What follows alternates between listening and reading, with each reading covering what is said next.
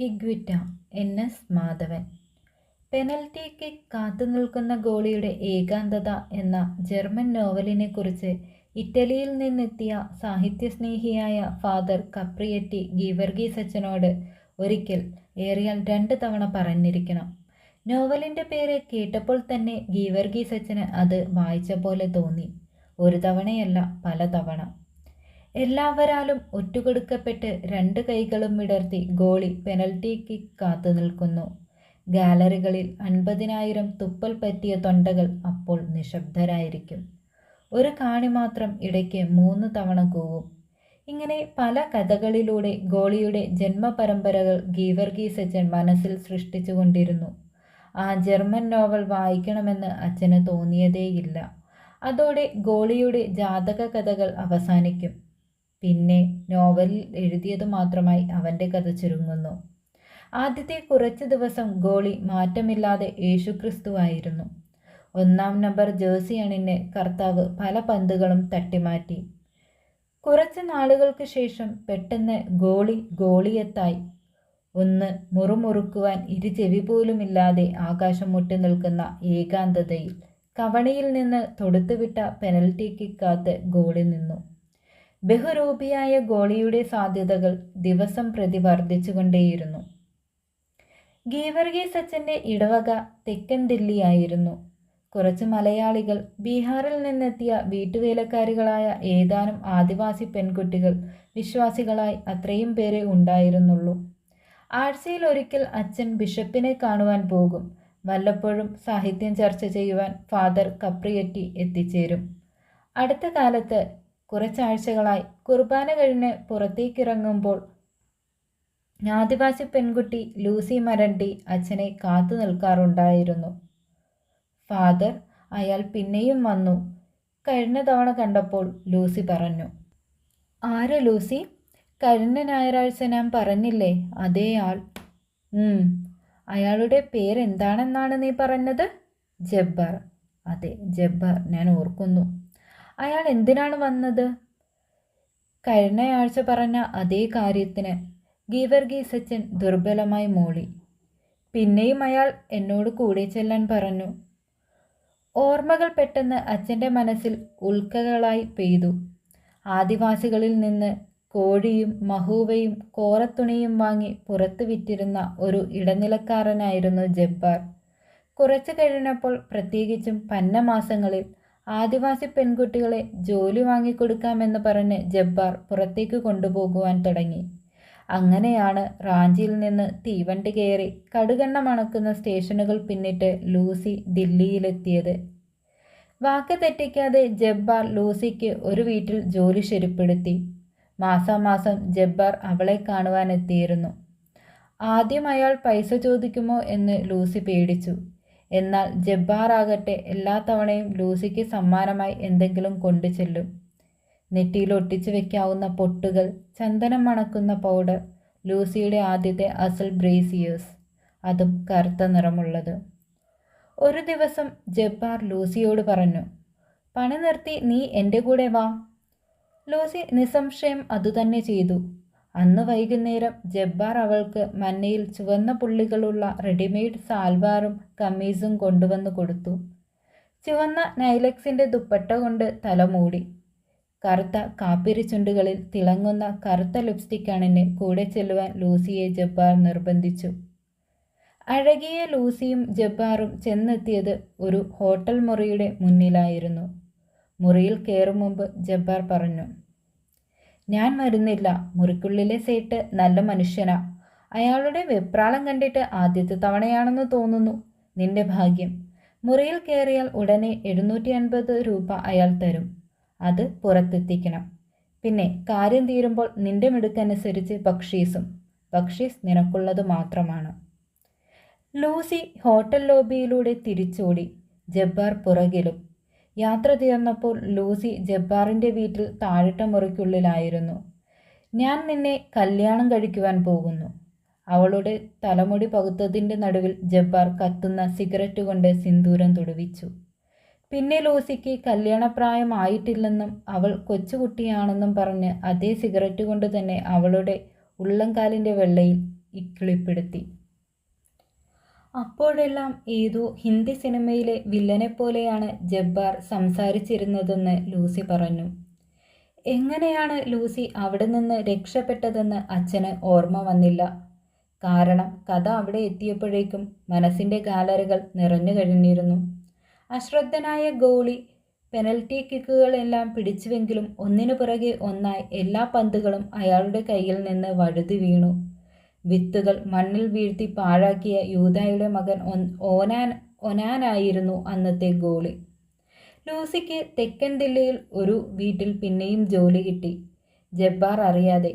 പക്ഷേ അവളെ കണ്ടെത്തുവാൻ 10 ദിവസത്തിലധികം ജബ്ബാറിന് വേണ്ടി വന്നില്ല. എന്നിട്ട് ജബ്ബാറിനോട് നീ എന്തു പറഞ്ഞു? വരാൻ പറ്റില്ലെന്ന്. അത് നന്നായി. പക്ഷേ ജബ്ബാർ, നീ പോലീസിൽ പരാതി കൊടുക്കൂ, അച്ഛൻ ഉപദേശിച്ചു. പോലീസിനെ എനിക്ക് ജബ്ബാറിനേക്കാൾ പേടിയാ. അങ്ങനെ പറഞ്ഞാൽ എന്താണ് പോംവഴി? ഫാദർ എൻ്റെ കൂടെ. നീ പേടിക്കണ്ട, ഞാൻ പോകട്ടെ. അച്ഛൻ മുറിയിലെത്തി. മൈതാനം ഒഴിഞ്ഞു കിടന്നിരുന്നു. പോപ്കോൺ പൊതികളും ഐസ്ക്രീം കപ്പുകളും ഓർമ്മക്കുറിപ്പുകൾ പോലെ ചിതറിക്കിടന്നിരുന്നു. ഗോളികൾ വിശ്രമിക്കുകയായിരിക്കും. അത്താഴം കഴിഞ്ഞ് ഉറങ്ങാൻ കിടന്നപ്പോൾ അച്ഛന് ഉറക്കം വന്നില്ല. ഇറ്റലിയിൽ നടക്കുന്ന ലോകകപ്പ് ഫുട്ബോളിനെ കുറിച്ച് പെട്ടെന്നാണ് ഓർമ്മ വന്നത്. ചെറിയ ബ്ലാക്ക് ആൻഡ് വൈറ്റ് TV തുറന്ന് അച്ഛൻ അതിൻ്റെ മുമ്പിലിരുന്നു. PT മാഷിൻ്റെ മകനായതുകൊണ്ടാണ് ഗീവർഗീസിനെ ഫുട്ബോൾ ടീമിൽ എടുത്തതെന്ന് തലമുറകളുടെ മൂത്രം ഘനീഭവിച്ച സ്കൂളിൻ്റെ വടക്കേ മതിലിൽ ഏതോ കുട്ടി കരികൊണ്ട് എഴുതിയെങ്കിലും ഒല്ലൂർ HSൻ്റെ ഗോൾ പോസ്റ്റിൽ മഴവില്ലുപോലെ വളഞ്ഞു വന്ന് വീണ കോർണർ കിക്കോടെ ഗീവർഗീസിനെ സ്കൂളിൽ എല്ലാവരും അറിഞ്ഞു തുടങ്ങി. എണ്ണിയാൽ തീരുന്ന പുൽമുളകളുള്ള ചെങ്കൽ പരപ്പുകളിൽ മുളകെട്ടിയുണ്ടാക്കിയ ഗോൾ പോസ്റ്റുകൾ പിടിപ്പിച്ച മൈതാനങ്ങളിൽ വെറും കാലിലാണ് അവർ ഫുട്ബോൾ കളിച്ചിരുന്നത്. ജില്ലാ ചാമ്പ്യൻഷിപ്പിലെ ആദ്യത്തെ കളിയിൽ ഒല്ലൂർ HSനെ തോൽപ്പിച്ചതിനു ശേഷം അവർ കുന്നംകുളത്തേക്ക് പോയി. ബസ്സിൽ കുട്ടികൾ നിശബ്ദരായിരുന്നു. സ്റ്റേറ്റ് ടീമിലേക്ക് തിരഞ്ഞെടുത്ത കാലൻ റപ്പായി എന്നു പേരുള്ള റപ്പായി ആയിരുന്നു കുന്നംകുളം സ്കൂളിൻ്റെ ക്യാപ്റ്റൻ. അപ്പൻ മാത്രം സംസാരിച്ചു കൊണ്ടിരുന്നു. പന്ത് കാലിൽ കിട്ടിയാൽ ഉടനെ കണ്ണ് ടപ്പേന്ന് പോകണം. നമ്മുടെ കൂട്ടത്തിൽ ആരെങ്കിലും മാർക്ക് ചെയ്യാതെ നിൽക്കുന്നുണ്ടോ എന്ന് നോക്കാൻ. അപ്പൻ സ്കൂൾ ഫണ്ടിൽ നിന്ന് വാങ്ങിക്കൊടുത്ത നേന്ത്രപ്പഴവും പരിപ്പുവടയും തിന്ന് കുന്നംകുളത്തുകാരുടെ കൂകലം കേട്ട് കളി ജയിച്ച കുട്ടികൾ ആളൊഴിഞ്ഞ രാത്രി ബസ്സിൽ തിരിച്ചു വരുമ്പോൾ താളമടിച്ച് പാടി. അയ്യോ പോയേ കുന്നംകുളം പോയേ, അയ്യോ പോയേ റപ്പായി പോയേ. നീ പാടിക്കോടാ. നിശബ്ദനായ ഗീവർഗീസിൻ്റെ നേരെ കണ്ണുയർത്തി അപ്പൻ വാത്സല്യത്തോടെ പറഞ്ഞു. പേടിക്കണ്ട, ഞാനിപ്പോൾ നിന്റെ അപ്പനല്ല, PT മാഷ. അടുത്ത കളി സ്വന്തം ഗ്രൗണ്ടിൽ വെച്ചായിരുന്നു. ക്യാപ്റ്റൻ ഗോപിനാഥ് തൊടുത്തുവിട്ട പന്ത് നെഞ്ചിലെടുത്ത് പുറകിലോട്ട് കത്രികക്കട്ടിലൂടെ ഗോളടിച്ചതോടെ ഗീവർഗീസിനെ തേടി മലബാറിൽ നിന്ന് ആളുകൾ എത്തിത്തുടങ്ങി. ഒരു കളിക്ക് 10ഉം 15ഉം രൂപ കരാർ പറഞ്ഞ് അവന് സെവൻസ് ടൂർണമെൻറ്റ് കളിക്കുവാൻ ക്ഷണവുമായി. കൊയ്ത്തു കഴിഞ്ഞ വയലുകളിൽ പന്തയക്കാരുടെ ആർപ്പുവിളിയിൽ ഗീവർഗീസ് സെവൻസ് കളിച്ചിരുന്നത് അപ്പന് ഇഷ്ടമല്ലായിരുന്നു. ഒരിക്കൽ അതിനെക്കുറിച്ച് അപ്പൻ പറഞ്ഞു, മോനെ, ഫുട്ബോൾ എൻ്റെ വിശ്വാസമാണ്, സെവൻസ് അതിൻ്റെ അന്ത്യക്രിസ്തുവും.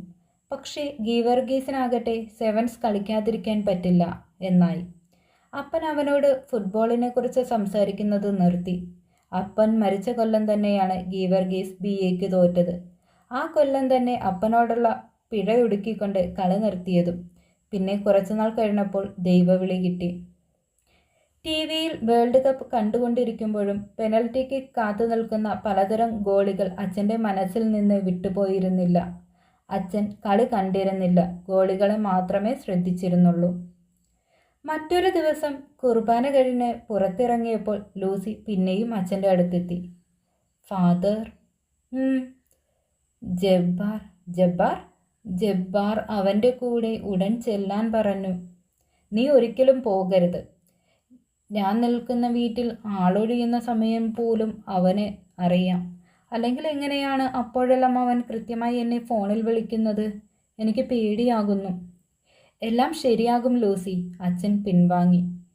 പെനൽറ്റി കിക്കുകൾ തന്നെയാണ് ഗോളികളെക്കുറിച്ച് പഠിക്കുവാൻ പറ്റിയ മാധ്യമം. ഗീവർഗീസ് അച്ഛൻ മുറിയിലേക്ക് മടങ്ങുമ്പോൾ ഉള്ളിൽ പറഞ്ഞു. അച്ഛൻ മറ്റൊരു കാര്യം കൂടി കണ്ടെത്തിയിരുന്നു. പെനൽറ്റി കിക്ക് കാത്തു നിൽക്കുന്ന ഗോളി ഏകാന്തനല്ല, മറിച്ച് ആളുകൾ കൂട്ടം കൂടി തൻ്റെ ഏകാന്തത നഷ്ടപ്പെടുത്തുന്നതാണ് ഗോളിയെ കൂടുതൽ വിഷമിപ്പിക്കുന്നത്. ഗീവർഗീസ് അച്ഛൻ ലൂസിയെ പിന്നീട് കണ്ടത് സ്കൂട്ടറിൽ പോകുമ്പോഴായിരുന്നു. INA മാർക്കറ്റിൻ്റെ അടുത്ത് വെച്ച് ഓട്ടോറിക്ഷയിൽ പോയിരുന്ന ലൂസി അച്ഛനെയും കണ്ടു. ഓട്ടോറിക്ഷക്കാരൻ്റെ പുറത്തു തട്ടി വണ്ടി നിർത്തുവാൻ ലൂസി പറയുമ്പോഴേക്കും അച്ഛൻ സ്കൂട്ടറിൻ്റെ ഗിയർ മാറ്റി വേഗത്തിൽ ഓടിച്ചുപോയി. ഗോളികളെക്കുറിച്ചുള്ള ഗീവർഗീസ് അച്ഛൻ്റെ പഠനത്തിൽ ഒരു ചെറിയ അടിക്കുറിപ്പായിട്ടാണ് TV-യിൽ കൊളംബിയയുടെ ഗോളിയായ ഹിഗ്വിറ്റ പ്രത്യക്ഷപ്പെട്ടത്. താണ്ഡവത്തിനു മുമ്പ് സശ്രദ്ധം ജടയഴിച്ചിട്ട ശിവനെപ്പോലെ നീണ്ട ചുരുളൻ മുടിയും കറുത്ത കരിങ്കൽ മുഖവും നേരിയ മീശയുമായി ഹിഗ്വിറ്റ ഗോളികൾക്കൊരു അപവാദമായിരുന്നു. ഗോളികളുടെ സ്ഥായിയായ ധർമ്മം ദൃക്സാക്ഷിത്വമാണ്. പെനൽറ്റി കിക്ക് നേരിടുമ്പോൾ അതയാൾക്ക് നഷ്ടപ്പെടുന്നു. പകരം കിട്ടുന്നതോ അല്പം സഭാകമ്പം.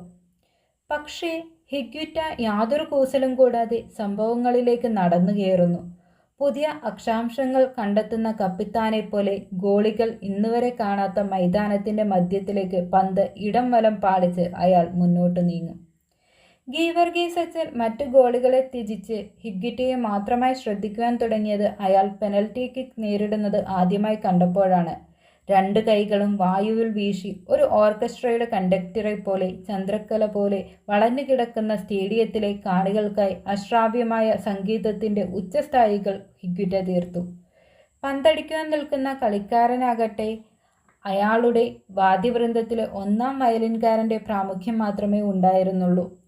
അവസാനം ഒരു നാൾ അത് സംഭവിച്ചു. മുന്നോട്ട് കയറിയ ഹിഗ്വിറ്റയുടെ കാലിൽ നിന്ന് എതിരാളി പന്ത് തട്ടിയെടുത്ത് ഒഴിഞ്ഞ പോസ്റ്റിൽ ഗോളടിച്ച് കൊളംബിയയെ ലോകകപ്പിൽ നിന്ന് പുറത്താക്കി. പക്ഷേ ഹിഗ്വിറ്റ ഈ സംഭവത്തിൻ്റെ സൃഷ്ടിയിൽ താൻ വഹിച്ച പങ്കോർത്ത് മൃദുവായി ചിരിക്കുന്നത് ഗീവർഗീസ് അച്ഛൻ മാത്രം കണ്ടു. കുർബാന കഴിഞ്ഞ് പുറത്തേക്കിറങ്ങിയപ്പോൾ അന്നും അച്ഛൻ ലൂസി കാത്തു നിൽക്കുന്നത് കണ്ടു. അവളെ നോക്കി തലയാട്ടി സംസാരിക്കുവാൻ നിൽക്കാതെ അച്ഛൻ മുറിയിലേക്ക് മടങ്ങി. മൈതാനത്തിൻ്റെ നടുവിൽ വെച്ച് കൂട്ടുകാരന് പന്ത് പാസ് ചെയ്തതിനു ശേഷം തിരിച്ചു വരുന്ന ഹിഗ്വിറ്റയെ കാണുവാനായിരുന്നു അച്ഛന് ഏറ്റവും ഇഷ്ടം. ഗോൾ പോസ്റ്റിൻ്റെ പൊരുന്ന ചൂടനുഭവിക്കാൻ വിരളി പിടിച്ച് തിരിച്ചെത്തുന്ന മറ്റു ഗോളികളിൽ നിന്ന് വ്യത്യസ്തനായി ഹിഗ്വിറ്റ ഗോൾ പോസ്റ്റിലേക്ക് മടങ്ങുന്നു, ശാന്തനായി, യാതൊരു ഗൃഹാതുരത്വവും കൂടാതെ. ഫാദർ, ലൂസി വിളിച്ചു. അച്ഛൻ നിന്നു. ഫാദർ, ഞാൻ ജബ്ബാറിൻ്റെ അടുത്തേക്ക് പോകുകയാണ്. അവളുടെ പ്രതിരോധം തകർന്നു തുടങ്ങിയിരിക്കുന്നു. പോകുവാൻ നിനക്ക് ഇഷ്ടമാണോ? ഇഷ്ടമാണോ എന്ന് ചോദിച്ചാൽ പിന്നെ ഇന്ന് വൈകുന്നേരത്തിനകം അവൻ്റെ വീട്ടിൽ ഞാൻ എത്തിയില്ലെങ്കിൽ എൻ്റെ മുഖത്ത് ആസിഡ് ബൾബ് എറിയും എന്നവൻ പറഞ്ഞു. നീ പോകുവാൻ ഇഷ്ടപ്പെടുന്നോ? ഒരു പക്ഷേ തിരിച്ചു ചെന്നാൽ അയാൾ എന്നെ കെട്ടുമായിരിക്കും, ലൂസി അവിശ്വാസത്തോടെ പറഞ്ഞു. നിനക്ക് പോകുവാൻ പൂർണ്ണ സമ്മതമാണോ? അയാൾ എൻ്റെ മുഖത്ത് ആസിഡ് ബൾബ് എറിയും. നീ വാ. അച്ഛൻ അവളെ കൂടെ നടക്കുവാൻ ക്ഷണിച്ചു. ലൂസിയെ പുറത്തു നിർത്തി. മുറിക്കുള്ളിൽ കയറി പാൻറ്റിൻ്റെയും ഷർട്ടിൻ്റെയും മേൽ ധരിച്ച ലോഹയും ജപമാലയും ഊരിവെച്ചു. എന്നിട്ട് ലൂസിയെയും കൂട്ടി സ്കൂട്ടറിൻ്റെ അടുത്തേക്ക് നടന്നു. നീ കയറ്. സ്കൂട്ടർ സ്റ്റാർട്ട് ചെയ്തുകൊണ്ട് അച്ഛൻ പറഞ്ഞു. എവിടെയാണ് ജബ്ബാറിൻ്റെ വീട്? ഷക്കൂർപൂർ ബസ്തിയുടെ അടുത്താണ്. അച്ഛൻ തൻ്റെ സ്കൂട്ടർ കാറുകളുടെയും സ്കൂട്ടറുകളുടെയും വരികൾക്കിടയിലൂടെ ഇടം വലം പാളിച്ച് വേഗത്തിൽ ഓടിച്ചു. മുട്ടിയപ്പോൾ തന്നെ ജബ്ബാർ വാതിൽ തുറന്നു. ചുരുണ്ട മുടിയും കൂട്ടുപുരുകവും 5.5 അടിയോളം പൊക്കവുമുള്ള ജബ്ബാറിൻ്റെ മുഖത്തിൽ മീശ കറുത്തു തുടങ്ങിയിരുന്നില്ല. എന്നിട്ടും അയാളുടെ മുടി അല്പം നരച്ചു തുടങ്ങിയിരുന്നു. ആകപ്പാടെ നിർണയിക്കുവാൻ പറ്റാത്ത പ്രായം. ജബ്ബാർ ചോദിച്ചു, നീ വന്നോ? ജബ്ബാറിൻ്റെ മൃദുവായ ശബ്ദം അച്ഛനെ അത്ഭുതപ്പെടുത്തി. പ്രത്യേകിച്ചും ആ ശബ്ദം പുറപ്പെടുവിച്ച മാംസപേശി കനത്ത കാളക്കഴുത്ത് അച്ഛൻ കണ്ടപ്പോൾ. നീ അകത്ത് കയറ്. ജബ്ബാർ ശബ്ദം ഒന്നുകൂടി പതുക്കെയാക്കി. ഇല്ല, ഗീവർഗീസ് അച്ഛൻ പറഞ്ഞു. അപ്പോഴും ജബ്ബാർ ലൂസിയെ മാത്രമേ നോക്കിയിരുന്നുള്ളൂ. അയാളുടെ കണ്ണുകൾ അച്ഛനെ രേഖപ്പെടുത്തുവാൻ വിസമ്മതിച്ചു. നീ അകത്ത് കയറുന്നുണ്ടോ? ഇല്ല, അച്ഛൻ പിന്നെയും പറഞ്ഞു. ജബ്ബാർ അപ്പോഴും അച്ഛനെ നോക്കിയില്ല. വികാരരഹിതമായ ശബ്ദത്തിൽ അയാൾ ലൂസിയോട് സ്വകാര്യം പറയുന്ന അടുപ്പത്തിൽ പറഞ്ഞു. ലൂസി, ഇദ്ദേഹം ഇവിടുന്ന് പോകുന്നതല്ലേ നമുക്കെല്ലാം നല്ലത്? അല്ല, ലൂസി പറഞ്ഞു. അപ്പോൾ ജബ്ബാറിൻ്റെ കൈ ഉയർന്നതും ലൂസി ഒരു ചുവട് പിറകോട്ട് വെച്ചതും തലശ്ശേരിക്കടുത്ത് ഒരു വയലിൽ സെവൻസ് കാണാനെത്തിയവർ ഗീവറീതേ എന്ന ആർത്തതും ഒരുമിച്ചായിരുന്നു. പഴയ ഫോട്ടോഗ്രാഫുകളുടെ മഞ്ഞ നിറമുള്ള ഒരു ഓർമ്മയിൽ PT മാഷ് ദൂരെ ഒരു കവുങ്ങും ചാരി നിൽക്കുന്നത് കണ്ണിൻ്റെ സീമകളിൽ പാടപറ്റി കിടക്കുമ്പോൾ തന്നെ ഗീവർഗീസ് കാലുയർത്തി അടിച്ചു. വിരിനെഞ്ചിൽ പന്തെടുത്ത് തലകൊണ്ടടിച്ചു. അടുത്ത അടി കാലുപൊക്കിയായിരുന്നു. പിന്നെയും പിന്നെയും. പിന്നെ സ്ലോ മോഷനിൽ ആ അടി ആവർത്തിച്ചു. നിലത്ത് വീണ ജബ്ബാറിൻ്റെ മൂക്കിൽ നിന്ന് ചോര പടർന്നു. വലിയ അക്ഷരത്തിൽ ഒക്ലഹാമോ എന്നെഴുതിയ ബനിയൻ കൂട്ടിപ്പിടിച്ച് എഴുന്നേൽപ്പിച്ച് ഗീവർഗീസ് അച്ഛൻ പറഞ്ഞു, നാളെ സൂര്യോദയം എന്നൊന്നുണ്ടെങ്കിൽ നിന്നെ ദില്ലിയിൽ കണ്ടുപോകരുത്. അച്ഛൻ കൈവിട്ടപ്പോൾ ജബ്ബാർ കാലുകുഴഞ്ഞ് നിലത്ത് വീണു. ലൂസിയെ അവൾ നിന്നിരുന്ന വീട്ടിൻ്റെ മുമ്പിൽ ഇറക്കി വിട്ടിട്ട് അച്ഛൻ തൻ്റെ മുറിയിലേക്ക് മടങ്ങി, ശാന്തനായി, യാതൊരു ഗൃഹാതുരത്വവും കൂടാതെ.